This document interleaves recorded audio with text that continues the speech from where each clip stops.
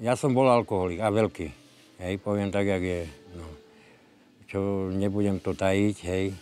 Ja som bol alkoholik a vlastne to mi pomohlo k tomu, že vlastne som prestal s tým alkoholom. Toto tu. A hlavne pán farár, hej, že on mi pomohol k tomu najviacej. Nikomu to neprajem. Proste zamarznuté na nohách, zamarznuté proste a tak po lavečku. Ja prezidenta aj noči, za mesiac. Vždycky si niekto nášol, čo nejaké drobné mi dalo. To som mal na jedlo, aj sem som sa dostal. A na cestu mi farár dali. Ja stávam tak o 6:60, dám si kávu.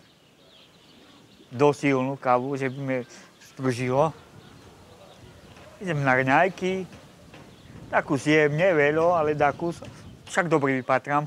Hej, to vidíte sami, že som chudý. No. A co, ideme sa pomodliť takú. Nie veľa, ale treba aj to. Ale čo sa týka zmeny, tak som si povedala, že sa chcem zmeniť k lepšiemu, že proste chcem pochopiť, čo to je mať druhého rád, druhého chápať, pomáhať mu. A tak som si tak stále všímala, keď bol niekto smutný, tak som šla za tou osobou a som sa s ňou snažila tak porozprávať a na druhý deň mi ďakovala zo srdca, že som jej pomohla. Vlastne už len tým, že som sa s ňou porozprávala. A odtedy som si povedala, že sa musím zmeniť. Vravím, že možno, že som tu na to, aby som, ale nie len ja, ale druhé dievčatá, ale čo sa týka mňa, že možno, že som tu na to, aby som pomáhala tým druhým. Tu sa zoznámila so svojím nastávajúcim. Pred pár mesiacmi mali svadbu. Jej manžel si teraz hľadá prácu ako zámočník a chceli by sa presťahovať do bytu mimo strediska. Čo je diagnóza bezdomovca? Diagnóza bezdomovca je človek chorý na lásku.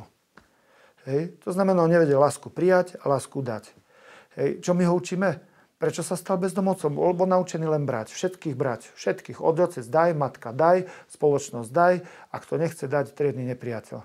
Hej. Čiže prosím, čo my ho učíme dávať? A čo dávať? Lásku.